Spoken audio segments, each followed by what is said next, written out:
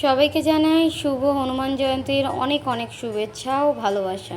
তো এটা ছিল সকালবেলা, আজকে ছিল হনুমান জয়ন্তী। তো সকালবেলায় বেরিয়েছিলাম দুই বোনে যে পুজো তলায় পুজো কেমন হচ্ছে সেটা দেখার জন্য। তো যেহেতু আমাদের ঘরের কাছেই হনুমান মন্দির, তো সেই জন্য পুজোটা কিন্তু খুব সুন্দর করেই হয় আর ধুমধাম করে হয়। তো সেটা তো মানে দেখাবই। তো তার আগে সকালবেলা দেখুন কতটা সুন্দর করে সাজিয়েছিল ফুল দিয়ে গোটা মন্দিরটা। আর ভেতরে তো দেখতেই পাচ্ছেন যে ফল দিয়ে সাজিয়েছে, ছিল কলা আর সঙ্গে আঙুর ফল। এইটা দিয়ে ঠাকুর দালানের ভেতরটাকে সাজানো হয়েছিল। আর বাইরেটা দেখে বলুন যে কেমন লাগছে মন্দিরটা আর কতটা সুন্দর লাগছে দেখতে, অবশ্যই কমেন্ট করে জানাবেন। তো যাই হোক, সকাল থেকেই পড়ে গেছিলো ভিড়। আসলে এইটা হচ্ছে মানে কি বলবো, নিত্যদিনের পুজোর হলেও এরা কিন্তু পুজোর আয়োজনগুলো খুব ভালো করেই করে, সেটা অবশ্যই যারা যারা আমার ব্লগ ভিডিও দেখেছেন তারা অবশ্যই জানেন যে এখানে পুজোর আয়োজনগুলো রাখে খুবই ভালো। তো দিয়া সবে বাইরে এরকমভাবে আর কি দিয়েছিল আজকে। আসলে ভেতরে আজকে আর দিয়া দেওয়ার জায়গা ছিল না, সেই জন্য।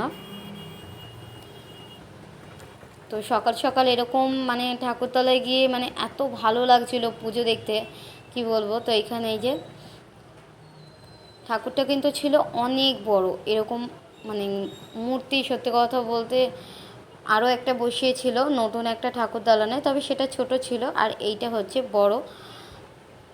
তো বেশ সুন্দর লাগে কিন্তু দেখতে ফুল দিয়ে সাজালে। আর এইখানে দেখাই যাচ্ছে যে সবাই দিয়া ধরানোর ধূপ ধরানোর জন্য দাঁড়িয়েছিল আর পাশেই দিচ্ছিল হচ্ছে প্রসাদ।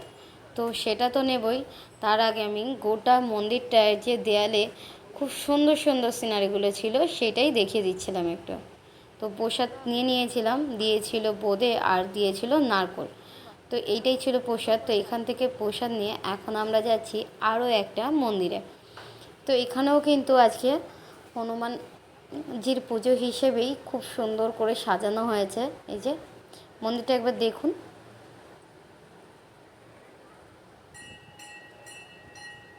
আর খুব সুন্দর কিন্তু বসারও আয়োজন রেখেছিল। আর এটা ছিল হসপিটালের বাইরেটা, এইটা আমার বাড়ি থেকে একটু দূরে, খুব বেশি দূরে না। আর এটা ছিল হসপিটালটা আর তার বাইরেই ছিল মন্দিরটা। দেখেছেন কতটা সুন্দর দেখতে লাগছে না ফুল দিয়ে সাজানোর জন্য? আমার তো বেশ ভালো লেগেছে। তো আপনাদের কেমন লেগেছে অবশ্যই সেটাও একটু জানাবেন। তো আমি ভেতরটা একটুখানি দেখিয়ে দিচ্ছিলাম। আর প্রসাদটা একজন এসে দিচ্ছিল বলে সেই জন্য প্রসাদটা একটু দিদি নিজেই আনতে গেছিলো। তো এখানে দিয়েছিল লাড্ডু। তো দুজন দুটো লাড্ডু নিয়েছিলাম। লাড্ডু নিয়ে এখন যাচ্ছি বাড়ির দিকে খেতে খেতে। আর এই লাড্ডুটা ছিল কিন্তু মানে চিনি দিয়ে আর হচ্ছে ছাতুর মতন একটা টাইপ, ঠিক কীরকম লাড্ডু আমি বলতে পারছি না। তবে এই লাড্ডুটা আমি আগেও একবার এখান থেকেই খেয়েছিলাম, তো সেই জন্য। আর রাস্তা দিয়ে যেতে যেতে এই যে গাছে ফুলগুলো ছিল খুবই সুন্দর, তো ভাবলাম আপনাদেরও একটু দেখিয়ে দিই কত সুন্দর কাগজ ফুলগুলো হয়েছে। আর এই বাড়িটায় না প্রচণ্ড গাছ, দেখুন কতটা সুন্দর করে ব্যালকনি থেকে গোটা বাইরেটা খুব সুন্দর গাছ লাগানো।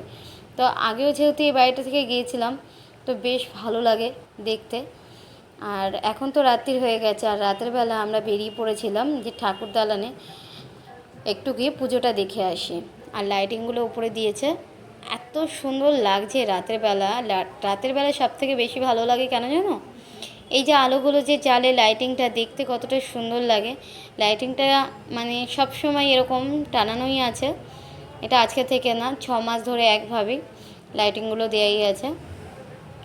আর এখানটা ছিল প্রচণ্ড পরিমাণে ভিড় রাতের বেলা। এমনিতে তো আপনাদের দেখিয়েছি রাস্তার কাজ হচ্ছিল, তার জন্য গাড়ি ঘোড়াতে জ্যাম।